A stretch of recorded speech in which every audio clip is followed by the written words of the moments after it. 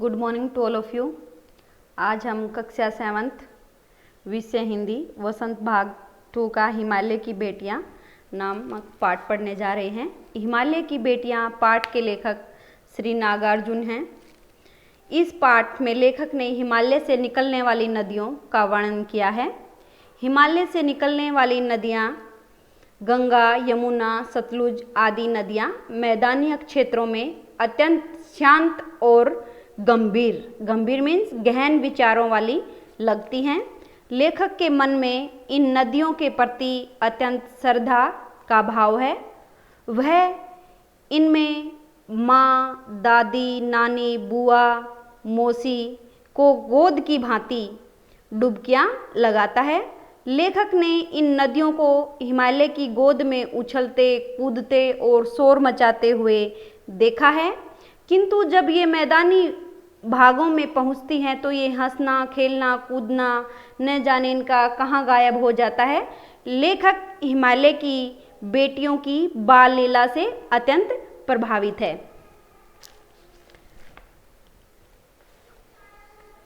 अभी तक मैंने उन्हें दूर से देखा, बड़ी गंभीर होती है, गहन विचारों वाली, शांत, अपने मन में खोई हुई,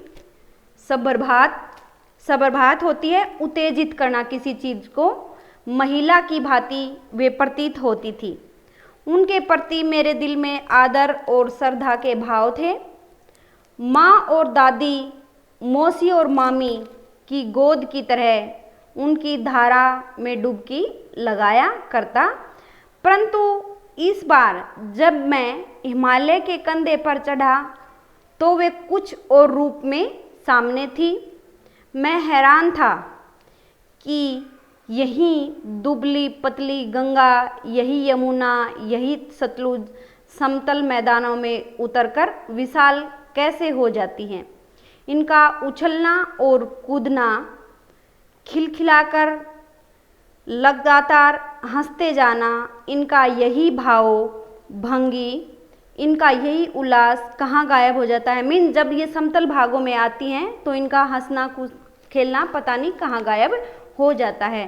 किसी लड़की को जब मैं देखता हूँ, किसी कली पर जब मेरा ध्यान अटक जाता है, तब भी इतना कौतूहल मतलब दुख और विस्मय नहीं होता जितना कि इन बेटियों की बाल लीला देखकर। कहाँ ये भागी जा रही हैं, वह कौन लक्ष्य है जिसने इन्हें बेचैन कर रखा है। अपने महान पिता का विराट प्रेम, बहुत ज़्यादा प्रेम पाकर भी अगर इनका हृदय अतृप्त नहीं है तो वह कौन होगा जो इनकी प्यास मिटा सकेगा। बर्फ जली नंगी पहाड़ियाँ, छोटे छोटे पौधों से भरी घाटियाँ, बधूर अधिकाएँ होती हैं, पहाड़ के ऊपर की जो समतल भूमि होती है वो उपत्याएँ, ऐसा है इनका लीला निकेतन। खेलते खेलते जब ये जरा दूर निकल जाती हैं तो देवदार, चीड़, सरो, चिनार, सफेदा, कैल के जंगलों में पहुंचकर शायद इन्हें बीती बातें याद करने का मौका मिल जाता होगा। कौन जाने बूढ़ा हिमालय अपनी इन नटखट बेटियों के लिए कितना सिर धुनता होगा। बड़ी बड़ी चोटियों से जाकर पूछिए तो उत्तर में विराट मौन के सिवाय उनके पास और रखा ही क्या है। सिंधु और ब्रह्मपुत्र ये दो ऐसे नाम हैं जिनके सुनते ही रावी, सतलुज, व्यास, चनाब, झेलम, काबुल, कपिशा, गंगा, यमुना, सरयू, गंडक, कोसी आदि हिमालय की छोटी बड़ी सभी बेटियां आँखों के सामने नाचने लगती हैं। वास्तव में सिंधु और ब्रह्मपुत्र स्वयं कुछ नहीं हैं। दयालु हिमालय के पिघले हुए दिल की एक एक बूंद न जाने कब से इकट्ठा होकर इन दो महानदों के रूप में समुद्र की ओर प्रभावित होती जा रही हैं, मतलब बहती जा रही हैं। कितनी सौभाग्यशाली हैं वह समुंदर जिसे पर्वतराज पर्वतों का राजा हिमालय की इन दो बेटियों का हाथ पकड़ने का श्रेय मौका मिला है। जिन्होंने मैदानों में ही इन नदियों को देखा होगा, उनके ख्याल में शायद ही यह बात आ सके कि बूढ़े हिमालय की गोद में बच्चियां बनकर ये कैसे खेला करती हैं।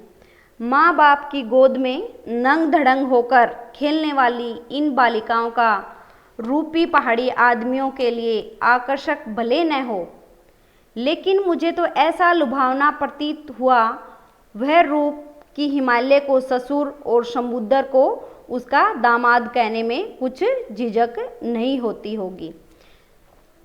कालिदास के विरहयक्ष क्या होता है? कालिदास के मेघदूत का एक मुख्य पात्र ने कहा था कि वेतरवत्री जो बेतवा नदी का प्रेम है वो प्रतिदिन देते जाना। तुम्हारी वह प्रेयसी तुम्हें पाकर अवश्य ही प्रसन्न होगी, मतलब जो तुम्हें प्रेम करती है वो अवश्य ही क्या होगी? खुश होगी। यह बात इन चंचल नदियों को देखकर मुझे अचानक याद आ गई और सोचा कि शायद उस महाकवि को भी इन नदियों का सचेतन रूपक पसंद था। दरअसल जो कोई भी नदियों को पहाड़ियों, घाटियों और समतल आंगनों के मैदान में जुदा जुदा शक्लों में देखेगा, वह इस नतीजे पर पहुंचेगा। काका कालेलकर ने नदियों को लोकमाता कहा है, किंतु माता बनने से पहले यदि हम इन्हें बेटियों के रूप में देख लें तो क्या हर्ज है। और थोड़ा आगे चलिए, इन्हीं में अगर हम प्रेयसी की भावना करें तो कैसा रहेगा। ममता का एक और भी धागा है जिसे हम इनके साथ जोड़ सकते हैं। बहन का स्थान कितने कवियों ने इन नदियों को दिया है। एक दिन मेरी भी ऐसी भावना हुई कि तिब्बत की बात है कि मन उचट गया, मतलब मन में कोई परेशानी होना, तबीयत ढीली थी, सतलुज के किनारे जाकर बैठ गया। दोपहर का समय था, पैर लटका दिए पानी में, थोड़ी ही देर में उस प्रगतिशील जल ने असर डाला, तन और मन ताज़ा हो गया तो लगा मैं गुनगुनाने, जय हो सतलुज बहन तुम्हारी, लीला अचरज बहन तुम्हारी, हुआ मुदित मन हटा खुमारी, जाऊं मैं तुम पर भलियारी। तुम बेटी यह बाप हिमालय, चिंतित कर चुपचाप हिमालय, प्रकृति नटी के चित्रित पट पर अनुपम अद्भुत छाप हिमालय, जय हो सतलुज बहन तुम्हारी। तो क्या है, जो कवि है वो एक सतलुज नदी के किनारे बैठकर ऐसी एक पोयम गाता है और नदियों के बारे में अलग अलग तरह की अपने मन में विचार करता है और कहता है कि जो हिमालय है वो अपनी गोद में नदियों को ऐसे लेकर बैठा है जैसे कि कोई बाप अपनी बेटियों को गोद में लेकर बैठा है, और वो उसकी गोद में ऐसे लग रही हैं कि उन्होंने बहुत कुछ आनंद, बहुत खुशी प्राप्त हुई है। Thank you, have a nice day.